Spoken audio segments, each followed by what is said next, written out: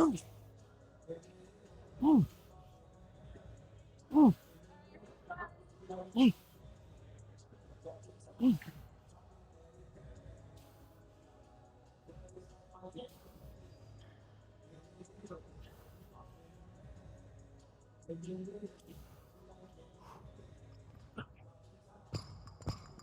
right, guys, we got chest and back today. Starting with chest this time, because I think last time when I did chest and back, or it was like back and chest, I believe I started with back. So we're starting with slight incline dumbbell press. I'm just changing things up. I want to target mainly still my upper pecs, but a little bit more of those mid pec fibers as well. I don't actually ever go straight flat on a dumbbell press, very rarely.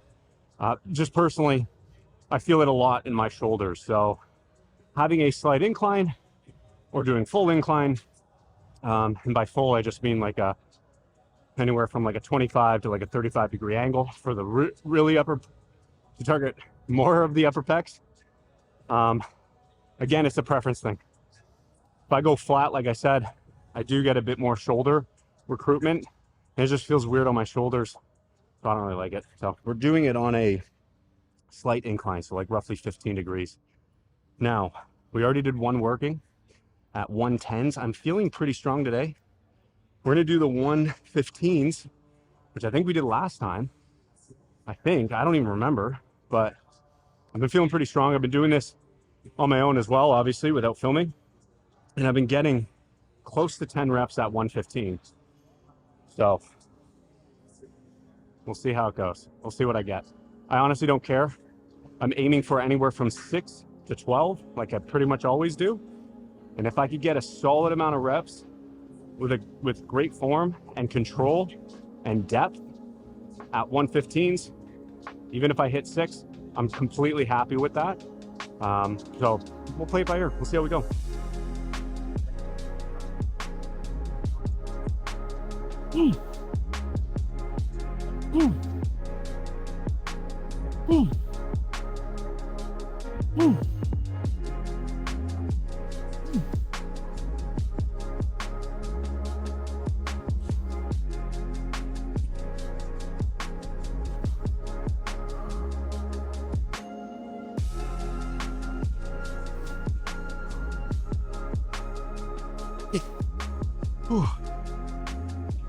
God, a little wonky.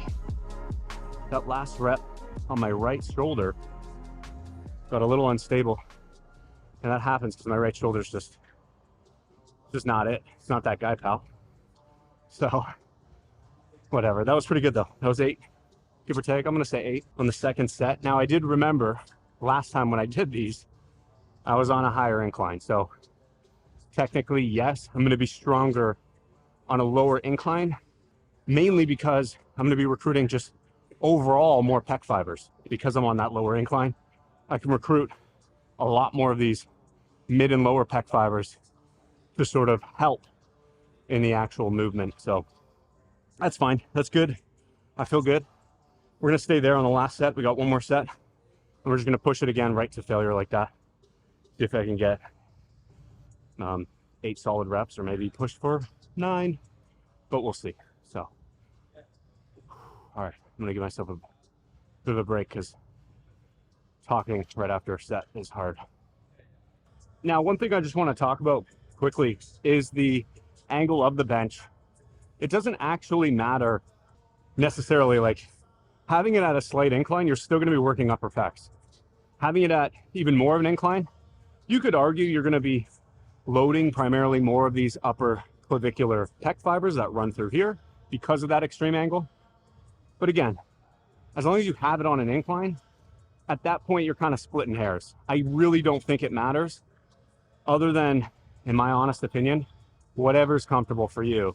I've said this so many times, it's like a broken record, but whatever's comfortable is going to allow you to push hard, and it's going to allow you to progress because you can push hard, because you're comfortable, and because you like it. So long as you like it and it's comfortable, I don't see an issue. You don't have to, fall into the routine of what people say online and be like, oh, but they said it has to be 35 degrees and any higher and you're working too much shoulder. If you want to do it higher, do it higher. If you feel it, great, and you feel good, you feel strong, I don't see an issue with it. So don't get caught up in that. But that being said, this goes into my next thing, where if you have a difficult time connecting well with your pecs, in other words, what I mean by that is, if you have a hard time just engaging your pecs and feeling it in your pecs, if you're someone who's like, I feel it a lot in my shoulders, or even my arms, but mainly shoulders, people typically will feel it in their front delt when they're doing a dumbbell press or a bench press even.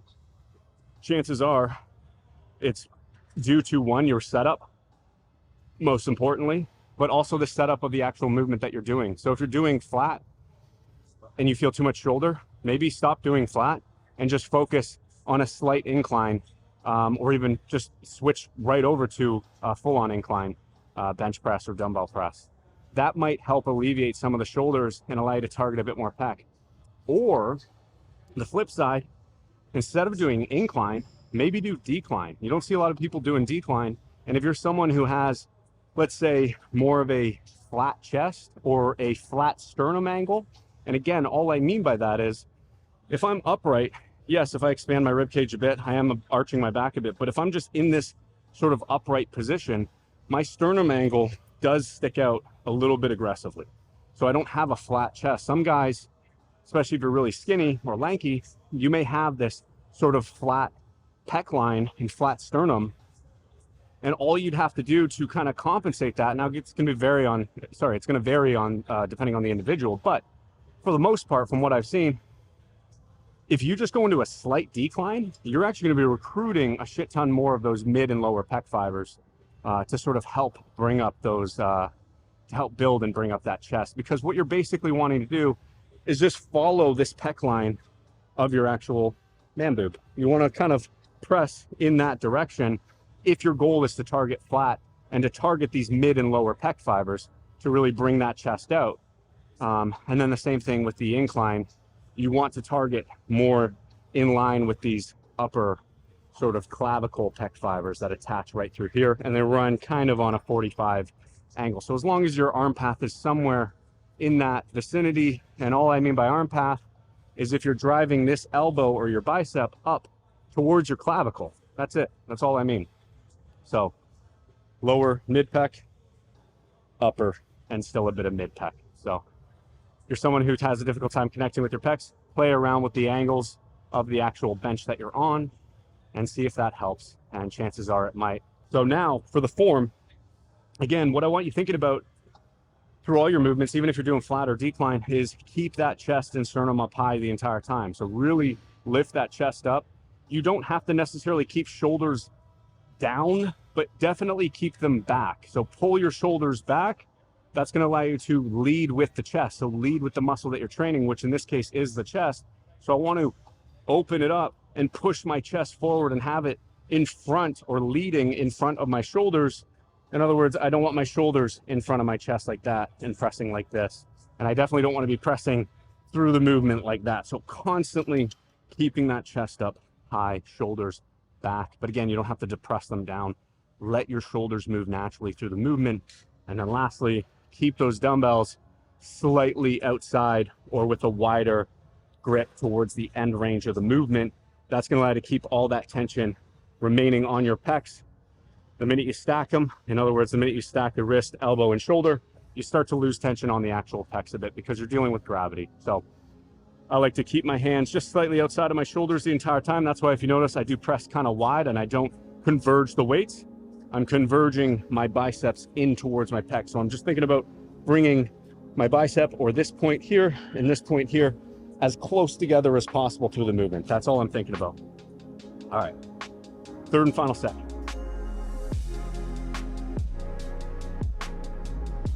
Ooh. Ooh.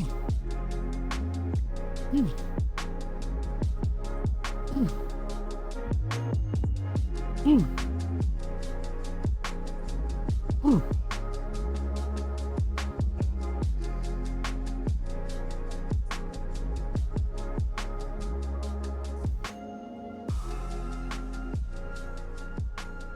Okay, that's it. 7 and like barely a partial. That's fine. Swear, talking takes the energy out. That's fine though. We're good. All right, we're gonna move on. I honestly think I'm gonna stay here and I'm just gonna get right into dumbbell rows because I feel like doing those today. So we will start that now.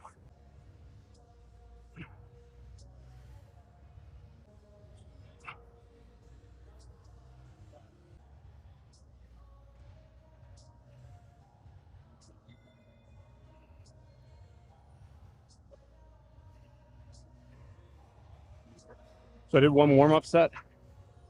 Not to failure, obviously, because it's a warm-up. Just enough to get my setup right, make sure the bench is set up. But we're getting right into it, so I'm going straight in to the first working set. We got 3 working sets on each side, and see how heavy we can go. I know I could probably get about 12 reps at 130, so working set number 1.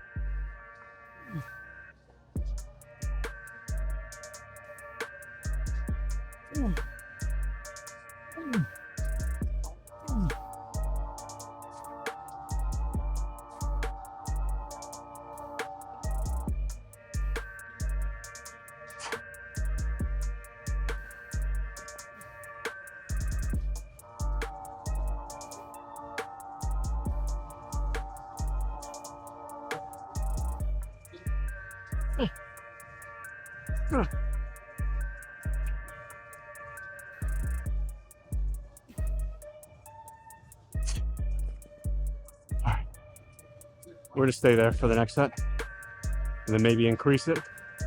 12 reps of, pretty good. I'll explain the form on the final set.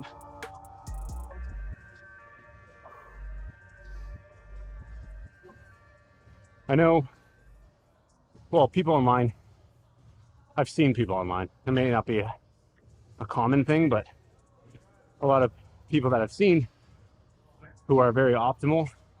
I mean, I could fall into that category too, because I always talk about optimal form. But when it comes down to actual exercises and movements, I like doing all kinds of things. I like just doing the things that I like doing. So dumbbell rows for me has always been one of those staple back movements that I always feel an amazing stimulus. I get a crazy pump in my lats. And depending on my torso angle, on what I feel like targeting primarily that day, I'm a little higher up, I'm going to be targeting more of that upper back.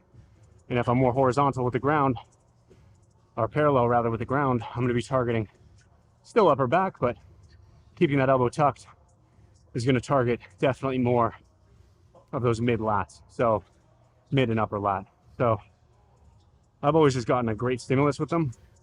And I know some people online have said, yeah, they're not that optimal because of the range of motion, because of especially if your goal is to target lats. Like doing dumbbell rows to target the upper back is great, but some people like to say, oh, it's not that great to target the lats because you're really losing that range of motion, because the range of motion for the lat is literally from here of my upper arm all the way down to my side here. That is literally the full range of your lat muscle. So here, where I'm upright, I'm really only working in this range. But again, I don't think that necessarily matters. On paper, yes, but practically speaking, I get a crazy stimulus on my lat, and I love it.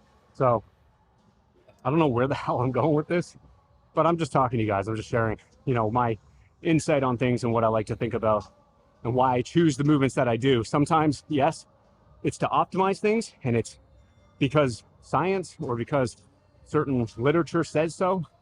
But then there's also things that I like to pick and choose and apply just because I like it and because I've been doing it for so long and I feel good, I feel strong in the movement. So second set coming up, like I said, we're going to stay at 130s, and then probably on the last set I'm going to bump it up to maybe 140.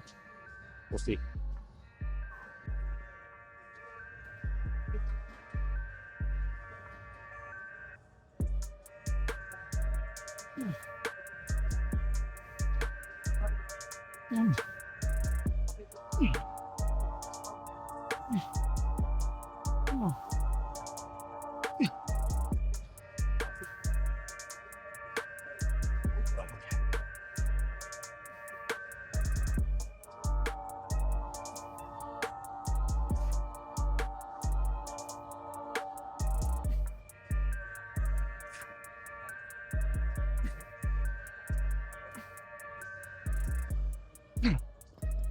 Okay. Second set felt good. 12 reps. Hopefully I counted right. 12 reps on those. We went up now for this last set, 10 pounds to 140. I don't know if I've done 140 before, so this will be good. And I'm hoping to get like 8 to 10, 8 to 12. Try to match it, that'd be awesome. Probably around 8 to 10 I'll fail. Now for the form, I'm doing it on a bench, mainly because of gym etiquette. You can use the dumbbell rack if no one's using it, or sorry, there's no one in the vicinity of you. But proper gym etiquette, just grab a bench, set the bench up to a slight incline or to whatever feels comfortable for you. Now, I'm doing it standing as opposed to kneeling on the bench, on a flat bench, because I feel more stable standing. I have much greater stability because I can drive both legs into the ground, as opposed to feeling like I'm offset or having my hip offset. But that being said, there's absolutely nothing wrong with kneeling on a bench and doing it with one leg up on that bench. Whatever's comfortable for you. But again, I feel more stable in this position. Next, what I'm thinking about is creating 3 main points of contact here. So depending on the working side, I'll show you with my left because you're on that side. I'm driving my palm into this bench as hard as I can, locking it. So I'm locking everything down here.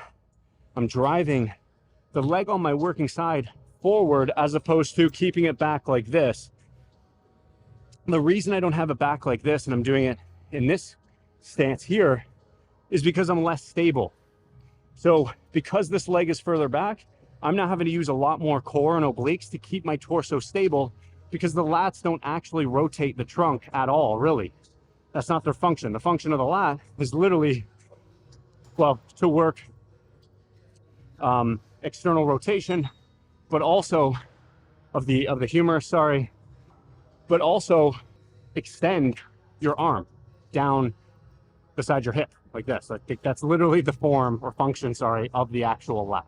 I want to make sure that my torso is locked and stable the entire time. I don't want to be twisting, because twisting offers no greater stretch and no greater contraction in the actual movement. And if you think that you're getting a deeper contraction by rotating up, because people will say, well, when I rotate and I squeeze in, I can feel much deeper contraction. I'd argue that, one, you're just psychologically squeezing harder because you're rotating, but two, you're just feeling your obliques working in the movement.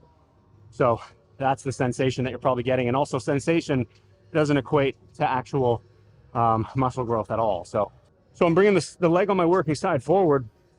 I'm driving it in to the ground, driving this hip, locking everything down. Now, if you're worried about hitting your knee, just slide your foot over or shift your torso slightly over top so that your sternum is in line with that knee or your toe. That way you're keeping this leg somewhat out of the way. And then lastly, all you're thinking about is driving that elbow down and back behind you, but also thinking about wrapping it around you. So instead of twisting, I'm actually thinking about wrapping my elbow around my back. That's going to give me the greatest amount of contraction in my lat for all back movements. And then focusing on that deep stretch, protracting at the bottom here to get that stretch, get that length in the lat. And then again, driving shoulder and elbow down and back towards the hip and squeezing. So that's kind of my form. That's how I'm focused on a specific movement. Now I'm starting with my right side because I'm weaker on the right side. So I recommend start with your weaker side and then switch to your stronger side, especially if you notice an imbalance in your muscle. If you have a bigger lat on one side, start with the smaller side, give your bigger side or your stronger side minimal rest or no rest at all, and go immediately into that movement, taking the weaker side to failure, stopping just shy of failure on the stronger side. Can help kind of somewhat correct imbalances. Not foolproof, but it can work. We're gonna run through the form quickly. Driving this hand into the bench, driving this heel and foot into the ground, engaging that glute, tightening up my hip, keeping that chest up the entire time, looking up to keep that chest up. I'm not looking down to round, keeping that chest up, protracting, drive.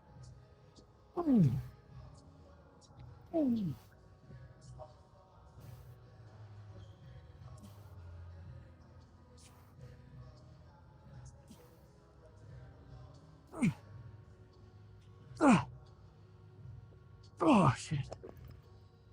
That's fucking heavy, and talking makes it heavier. So I hope you guys learned something there. Now, I am giving myself a bit more rest because it's this arm that's stronger, but the lats on each side is pretty much the same for me. And that's what I'm focused on, is my lat. So I'm trying to just keep it even for me personally. But I still like to start with my weaker side because this arm tends to give out first. All right. Oh. Oh. Oh.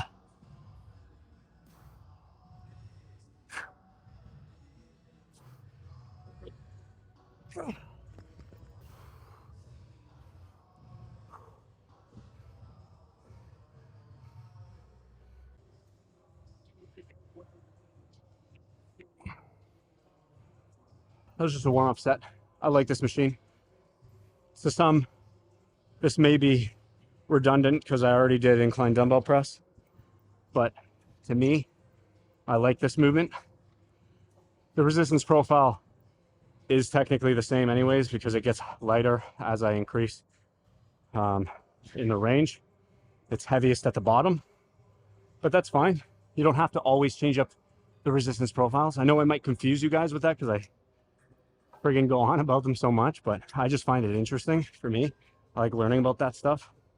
So I like to kind of, I feel like it's one more layer you can add on to your workout to kind of give yourself a bit more way of optimizing things, as overused and trite as that saying or word is. But again, my goal too is I want to target more upper pec. I have quite a meaty pec, especially lower and mid. So I like to target a bit more mid and upper on my chest, which most guys do anyway. So just do all incline. It's fine. That's problem solved. No, I think you should train all angles, but for the sake of what I'm doing lately is focusing more on incline movements. But the great thing is this is a higher incline anyways than what I just did with dumbbell. So I actually am, it's not that redundant. Did one warm up. I'm going to see how this weight feels to see if I want to keep this as a working or, sorry, keep this as a warm up or maybe just take it right to failure. I do want to do 3 working sets here though. Yeah, it's going to be a warm up. It's a little light.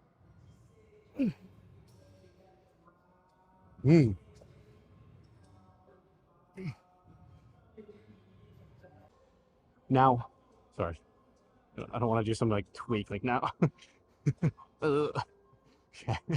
Anyways, all right.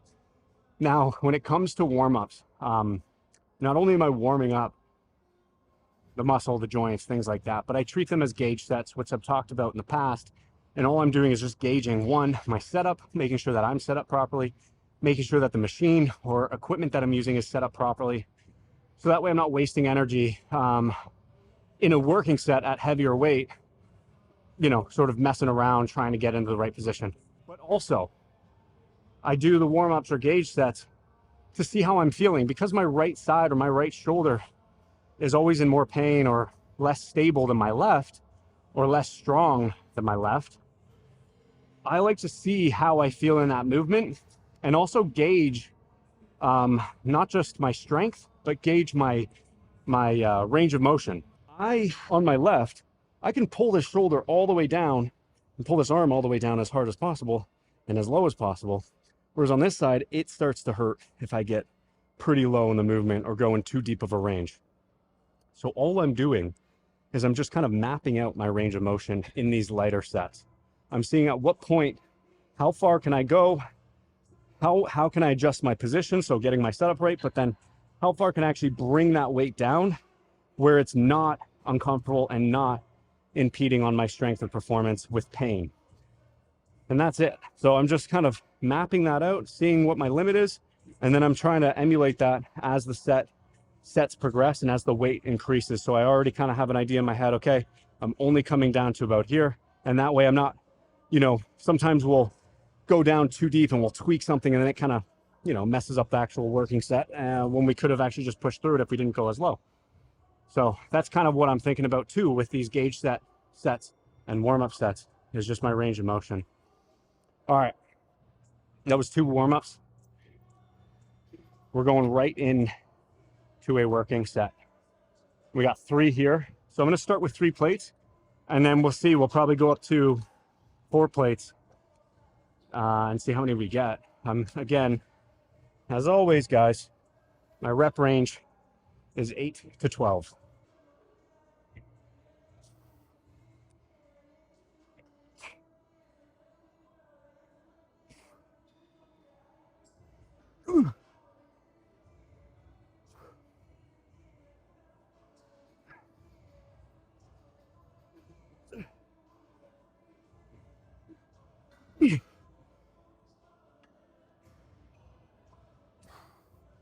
Yeah, we're gonna stop there. I'm not going right to failure. I want to save some of my strength for those heavier sets, which we're gonna load up right now. We're gonna do 4 plates.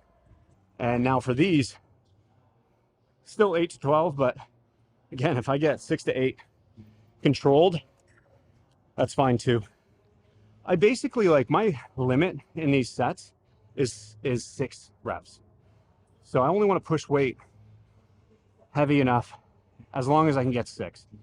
I personally, like, gone are the days where I'm pushing my max and only going for like 2 or 3 reps for most lifts. Certain things I'll still do here and there, certain leg movements, like hack squats and things like that. Sometimes pushing it because I do feel strong in those movements, but because I've messed up this shoulder, I don't bother pushing it too hard with upper body stuff, just because I've tweaked things many times. And I have a friggin' ganglion cyst. You can't even really see it probably on camera, but it bulges out on my wrist. And that literally limits my range of motion in my wrist. So like, I can get this wrist almost 90 degrees. This one, like, literally that is me trying. So, and it hurts.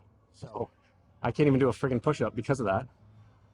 And then I tweaked this ring finger when I was doing hack squats, popped the joint on it or something happened. I felt a massive pop because I was gripping so hard, and that hurts like hell. So holding shit or doing those dumbbell rows or picking up the dumbbells to do dumbbell presses really hurts. So I'm a mess. Right shoulder, wrist, left finger. So yeah, I mean, I'm not going for 1 rep maxes anytime soon on my upper body, clearly. Lower body, we can push it a bit. Unless it's my ring finger, then it's gonna pop like I did on the hack squat.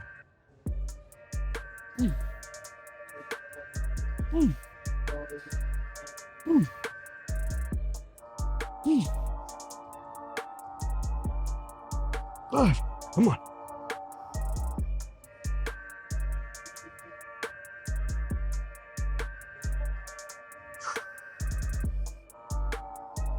Okay, 6 reps. That was good. That was like pretty much failure. There's no way in hell I would have gotten 1 more rep unless I had a spot. Okay, 3rd and final set.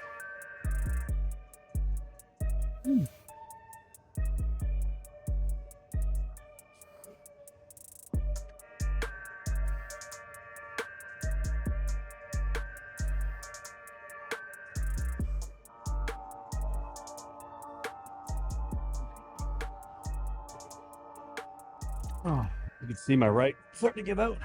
We got back, another back exercise.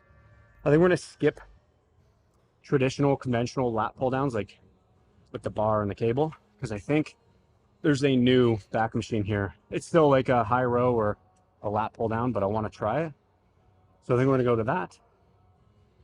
Finish off with 2 sets of chest and 2 sets of back, just to finish off the workout. So almost finished. We're gonna go there now.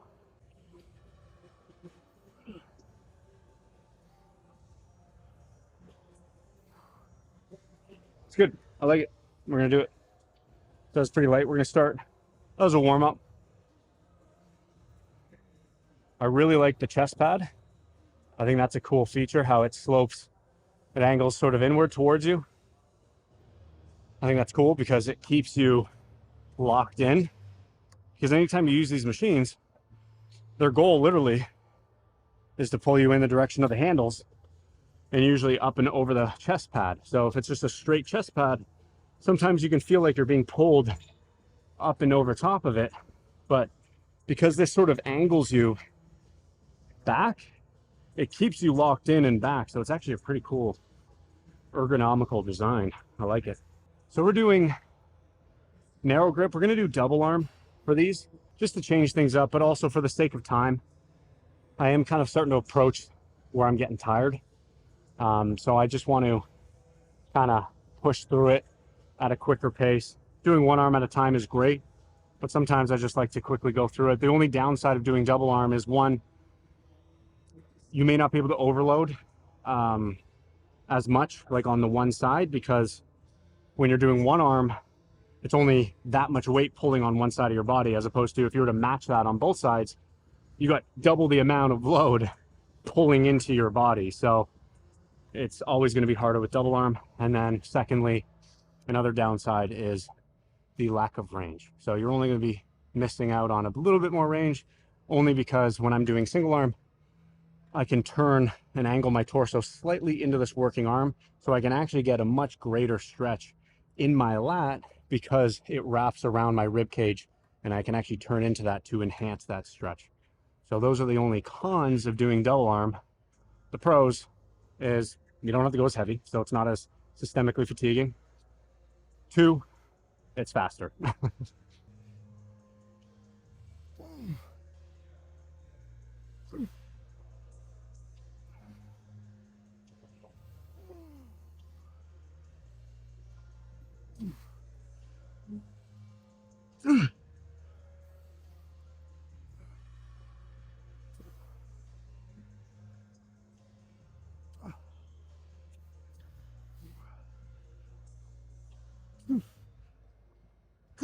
Okay. Increase that. We're going to throw 25 on. Get in the Xander zone.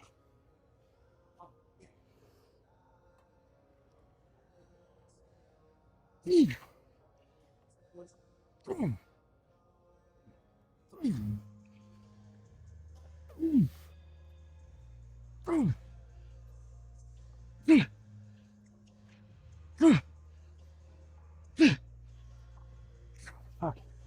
It's heavy, man. It's heavy. All right. Got one more set. We're going to stay at that weight. That's heavy. Another issue, like going double arm, is like there's just so much compression on your chest, you know? So the limiting factor becomes your breathing sometimes, especially the heavier you go. Like if you do T-bar rows or chest supported dumbbell rows, you understand that going heavier is a cost for not breathing because you're literally compressing your lungs. So that's also a con of doing double arm, is breathing, lack thereof. But yeah, I don't know, tweaking right now. It's that part of the workout. Last set. So what I'm thinking about here, obviously set the seat up, set the height of the seat up that is most comfortable for you. Again, always make sure that you're comfortable, but you're stable and locked into the machine. So bring these knee pads down, sandwiching them against your knees, creating some sort of leg drive up into them to pull your hips down and keep yourself in the seat the entire time. Because the last thing you want to be doing when you're doing any sort of pull down is having your hips elevate like this. So as you're pulling, your butt's coming up, and then you're using that initial body weight and momentum to initiate that rep or every consecutive rep. So you're just cheating yourself at the end of the day. There's no point in having your hips elevate you're losing stability and you're cheating. So keep your butt planted the entire time. Now, I'm intentionally wanting to drive into this. The weight's already pulling me into this pad, so I don't have to do much work, but I'm intentionally driving my chest and sternum into this chest pad the entire time. So as I pull, I'm driving into this. I'm not rounding forward and crunching down, but I'm keeping that chest up, driving into this pad. I'm not leaning back and again, using a shit ton of momentum to initiate that movement. So I'm utilizing this pad again to keep myself locked and stable the entire time, driving chest through that movement. You can peel it off a little bit, that's completely fine, but you want to keep contact on this pad through the entire movement. Lastly, because I'm holding a neutral grip, I'm keeping my elbows tucked the entire time. So I'm not flaring them out, keeping them tucked into my side, almost like I'm trying to press my triceps into my lats at the bottom here, squeezing as hard as I can. Going up for a full stretch, protracting, so pushing shoulders forward on every rep. And then again, driving shoulders and elbows down, but back behind me.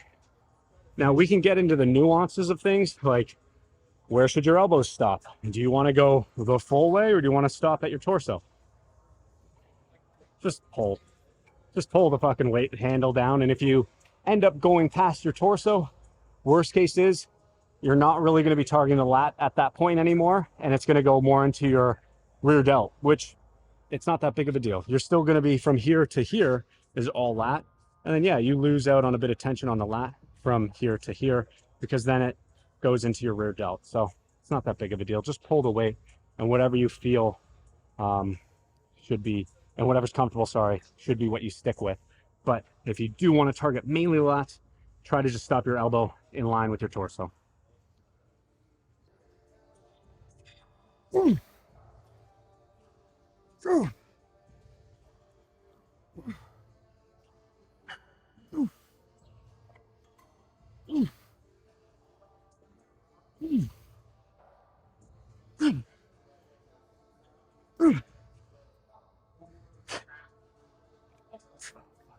Foot slipped. All right, that's it. We're gonna move on. We're gonna do some pec flies, machine pec flies over there, and then finish off one more back. And that is pretty much it, my friends. I'm tired.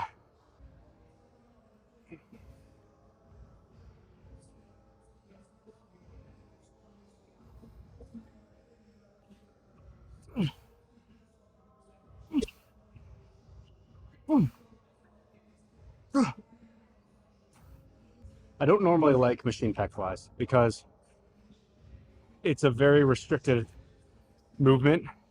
For some reason, I just feel it always so much stress in my shoulder. But one way I mitigate that is I just excessively arch or slide my hips forward, intentionally trying to create more of like a decline fly. So a high to low position where I'm almost coming up high to low. It just feels better on my shoulders and doesn't kind of hurt them. But normally not the biggest fan of this movement just because of that reason, but you guys may like it. I do like it though. I'm not like a hater. One thing I like about this machine though is how thin this pad is, this backrest. Sorry, my voice cracked. This backrest is. Sometimes when you use these machines, especially the hammer strength ones, they'll have a really wide backrest, and I can't stand that. Few reasons. One, this actually, because it's narrow, fits perfectly in between my shoulder blades, and I find I can get a bit more range of motion, so my shoulders aren't restrictive. So actually, this machine in general is actually much better on my shoulder because I don't have a force right here pushing into my shoulder, pushing it forward as I come back. Hopefully that kind of makes sense because those pads are so wide, it stops here. So I'm technically having a force pushing here while my shoulder wants to move back, but it's restricted so it can't, and it's in this sort of weird position like this, whereas this allows me to freely move my shoulders back because of how thin the pad is. So it's great. And then also on the flip side, if I do like a reverse pec fly targeting the rear delt, so I'm doing a rear delt fly on this, again, I don't have this pad digging into my shoulders here because the one at our gym is pretty wide, like the hammer strength one. It might not be this wide. It's probably like this wide. But still, when it's here and I come in, I find it like I just hit a wall here, whereas I could get a bit more range of motion on something like this because the pad just fits right here. So again, you have a thinner machine, you know what I'm talking about. If you don't know what I'm talking about because you probably never used it, but you can use actually a foam roller.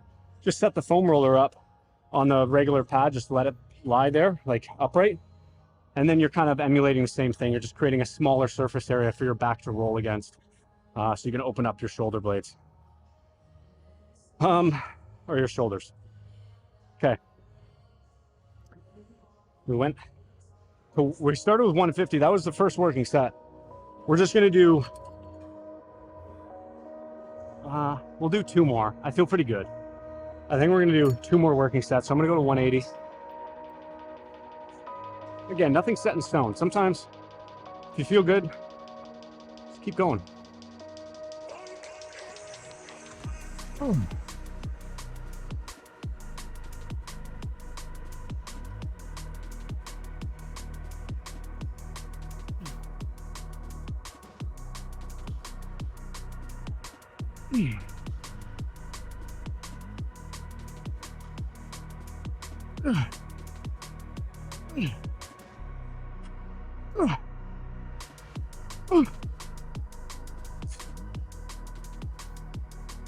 Okay.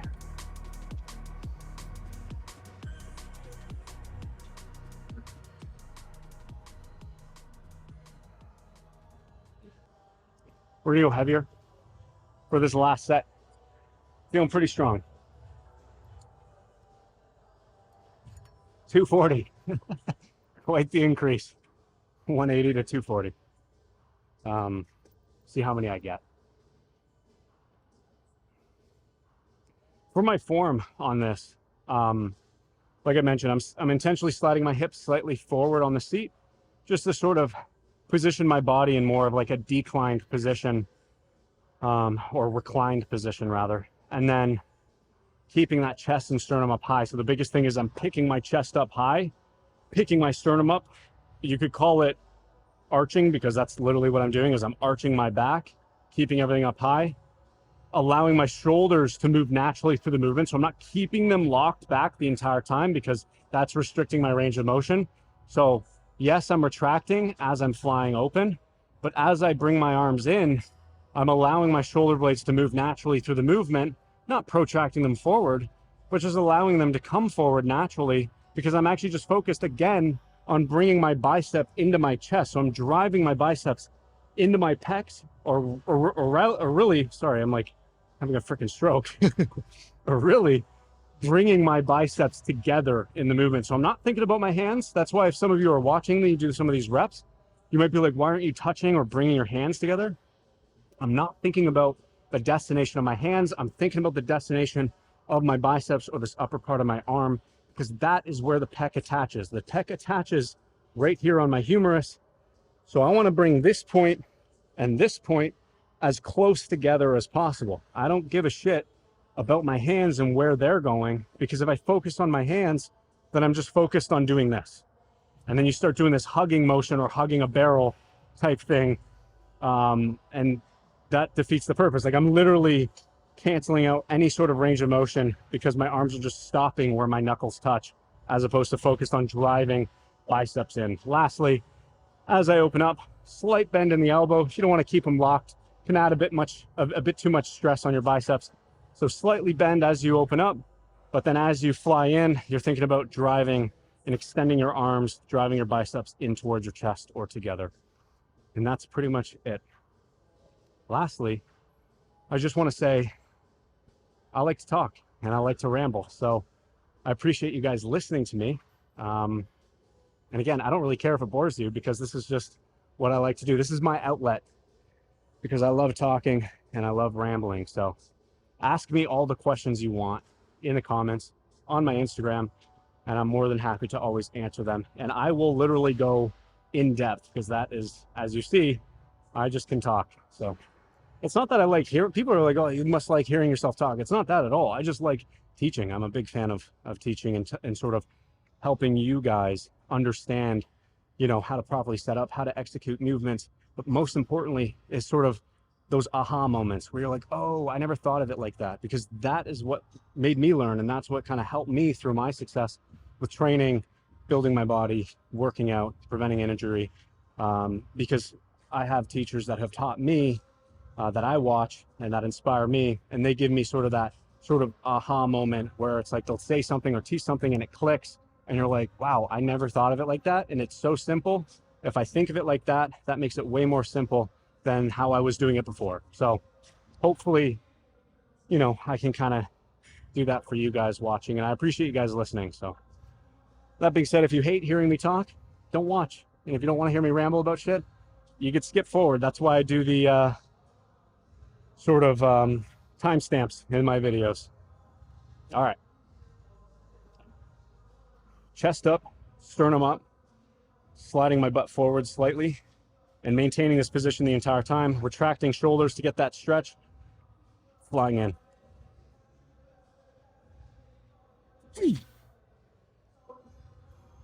Control every rep, control that eccentric, drive.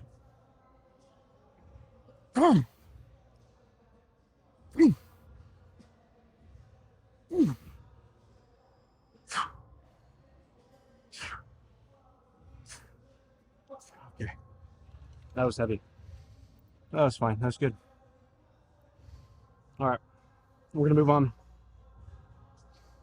I think we're gonna finish off with a cable row. We're gonna do a wide grip, sort of straight bar with the lap bar, and target more of those rear delts. So finish off there, see you there.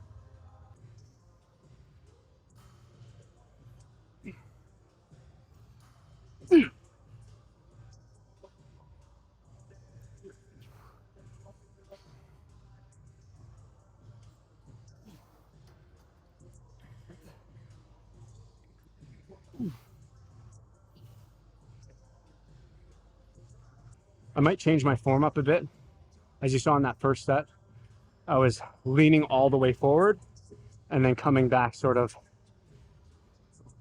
basically 90 degrees at the hip or upright. I wasn't leaning all the way back. I'm holding a wide grip on purpose because I want to target more rear delt. But I want to do, I think, I'm going to change it up. I think on the next set, you're going to see me lean forward intentionally like I was just doing to get that stretch. But I want to work a bit more of my spinal erector, so my low back. So I'm actually going to lean more back. So I'm coming in like this, controlled, and then leaning back, focusing on the lockout. Sorry, not the lockout, the squeeze is going to be more upper back and rear delt. Whereas if I lean forward, I'm doing basically like a lat pull down, if that makes sense. Like I'm literally in this angled position. Still, I'm more upright than in a lat pull down, but I didn't feel it as much in my upper back region and my traps where I want to actually target. So I'm gonna lean back like that, and I want to work my lower back. So that is the intention for the next set.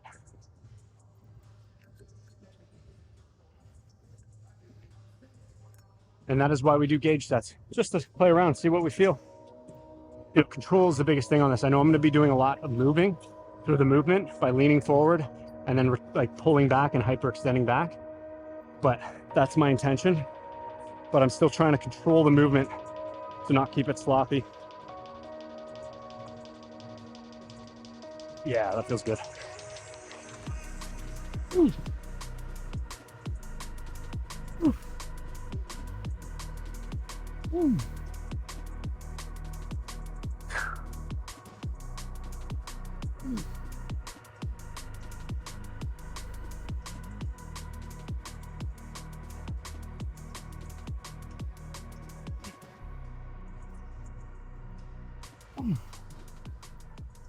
Oh, fuck.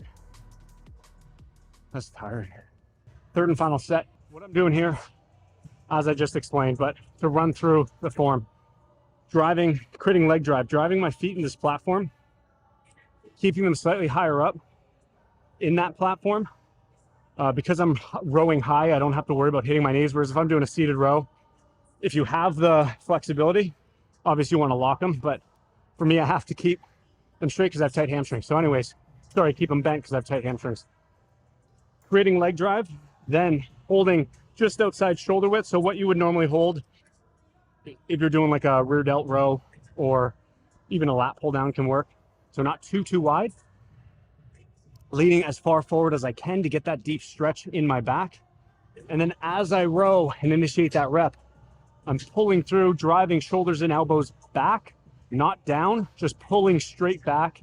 Almost thinking about driving my elbows to the wall behind me, but finishing the movement leaning back. So I want my chest and upper torso behind my hips intentionally. I'm not going to be in front of them like this. So I'm leaning back.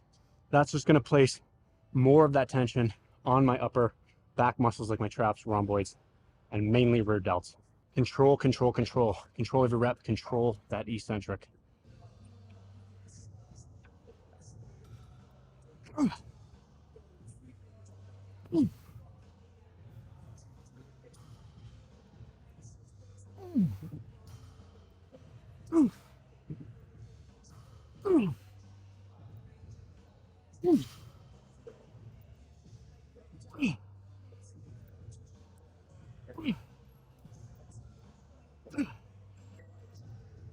Oh, fuck. That's it. I'm burning out. All right, guys.